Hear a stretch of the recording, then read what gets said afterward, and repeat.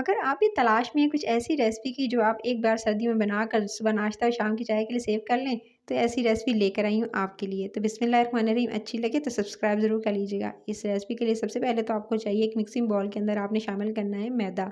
1 प्याली भरकर मैदे की लेंगे। उसके अंदर शामिल करना है आपने कॉर्नफ्लोर। अच्छा, कॉर्नफ्लोर इसके अंदर शामिल कीजिएगा। 3 टेबल स्पून भरकर आपने खाने के नॉर्मल जो होते हैं वो आपने इसके अंदर शामिल कर देने। फिर आप इसके अंदर शामिल कीजिएगा सूजी।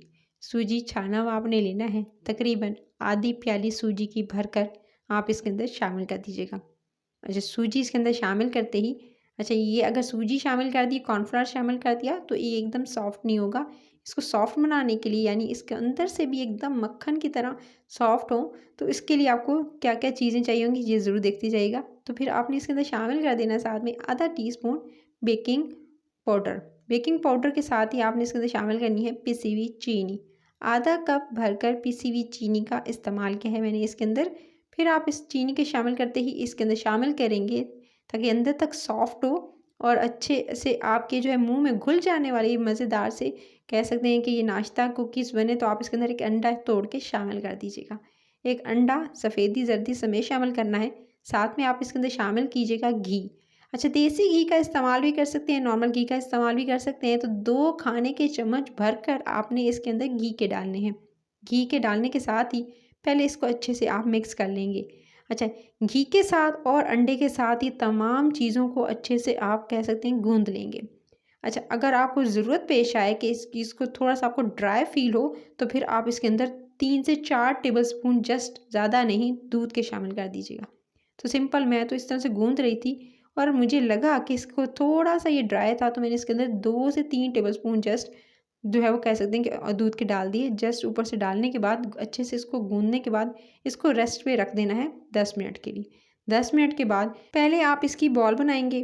बॉल बनाने के बाद इसको रोल की शक्ल देंगे। थोड़ा-सा मिक्सचर उठाना है और उसके बाद इस तरह से रोल करते हुए फिर इसको आपने इस तरह से फ्लैट करना है। इसके टॉप को भी और इस तरह से बिल्कुल इस तरह से एक फ्लैट करते हुए आपने प्रेस करके एक बोर्ड की शक्ल दे देनी है। तो इस तरह से एक बोर्ड की शक्ल देते हुए अच्छे से प्रेस करेंगे। किनारों को दोनों तरफ से अपने किनारों को प्रेस करना है और ऊपर से अच्छे से फ्लैट कर लेंगे। तो इस तरह से आपने एक शेप दे देनी है। कुछ इस तरह की शेप देते हुए आप बनाएँगे। दोबारा बताती हूँ आपको। इस तरह से आपने थोड़ा-सा मिक्सचर उठाना है, एक छोटी-सी बॉल बनानी है, रफ़ सी, और उसके बाद आपने इसको रोल की शक्ल देते हुए इस तरह से, और उसके बाद अच्छा, बड़े साइज़ के बनाना चाहते हैं तो बड़े साइज़ के बना लें, छोटे साइज़ के बनाना चाहते हैं तो छोटे साइज़। फिर इस तरह से प्रेस करना है एक तरफ से और दूसरी तरफ से भी इसी तरह से प्रेस करके ऊपर हाथ से फ्लैट कर देना है। हाथ से दबाएँगे तो इस तरह से जो है इसकी शक्ल आ जाएगी। तो दोनों तरफ से इस तरह से आपने उँगलियों से दबाकर और इस तरह से कि इसको शक्ल दे देनी है और ये दे सकते हैं। इस तरह से आप बनाकर रेडी करते जाएँगे। तो ये दे सकते हैं, इस तरह से मैंने बनाया, सारे के सारे रेडी कर लिए। अब इस पे आपने जो है कटे हुए बादाम या पिस्ते इस तरह से आप जो है वो दबा दीजिएगा, दबा के डाल दीजिएगा। तो इस तरह से आप डालते जाएँगे। बादामों को मैंने इस तरह से काट के इसके अंदर जो है वो इस तरह से मैंने अच्छे से डाल दिया था और डालने के बाद ये हो चुके हैं रेडी। अब इसको जी बारी आती है, चाहें तो अगर आप इसे चाहें तो बेक भी कर सकते हैं और फ्राई भी कर सकते हैं, दोनों तरीक़ों से बना सकते हैं। तो मैंने इसको फ्राई किया है। सिंपल घी गरम कीजिएगा और उसके अंदर आपने इसको फ्राई करना है। अगर नहीं करना चाहते तो इसका अल्टरनेटिव ये है कि आप इसे ओवन में बेक कर सकते हैं, इसको एयर फ्रायर में बना सकते हैं। एयर फ्राई में बनाएँगे तो 180 डिग्री पर पहले उसको प्रीहीट कीजिएगा और उसके बाद आपने इसको जस्ट जो है 10 से 12 मिनट में इसको डन कर लेना है। इसी तरह से ओवन को भी इसी तरह से आपने करना है। ओवन में भी ये तकरीबन 13 से 14 मिनट में ये डन हो जाएँगे। तो ये दे सकते हैं, एक साइड से हो जाएँ तो इसकी साइड टर्न कर देंगे और ये मज़ेदार से काफ़ी बड़े साइज़ के फूल के हो चुके हैं क्योंकि इसके अंदर अंडे का इस्तेमाल हुआ था। अंदर तक मुँह में घुल जाने वाले सॉफ्ट होंगे। तो इस दोनों तरफ से अच्छा सा कलर आने का वेट करेंगे, हल्की धीमी आँच पे कुक करेंगे और इसका साइज़ दे सकते हैं।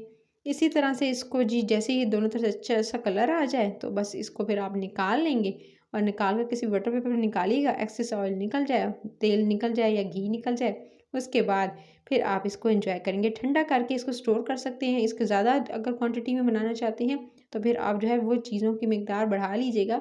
उसको बनाकर आप पूरी सर्दियों के लिए सेव कर सकते हैं, चाहे वो शाम की चाय हो या नाश्ता हो, उसके लिए परफेक्ट रेसिपी है। रेसिपी अच्छी लगे तो लाइक, शेयर, चैनल रेसिपी करिए, इसको सब्सक्राइब ज़रूर कर लीजिएगा। अंदर से देख सकते हैं कितने यम्मी मज़ेदार से हैं। तो आई होप कि आपको बाज़ार से अब खरीदने की ज़रूरत नहीं पड़ेगी, जो स्नैक्स खरीद रहे होते हैं चाय के लवाज़मात या नाश्ते के लिए, तो आप ये घर में बनाकर स्टोर कर लें। बिल्कुल ख़राब नहीं होंगे, लेकिन जिस चीज़ में भी आप इसे सेव करेंगे वो जो है वो एयर टाइट होनी चाहिए, उसके अलावा उसमें कोई नमी नहीं होनी चाहिए। अपना ख़्याल रखिएगा और सब्सक्राइब ज़रूर कर लीजिएगा। टिल द नेक्स्ट वीडियो मिलती हूँ। Take care.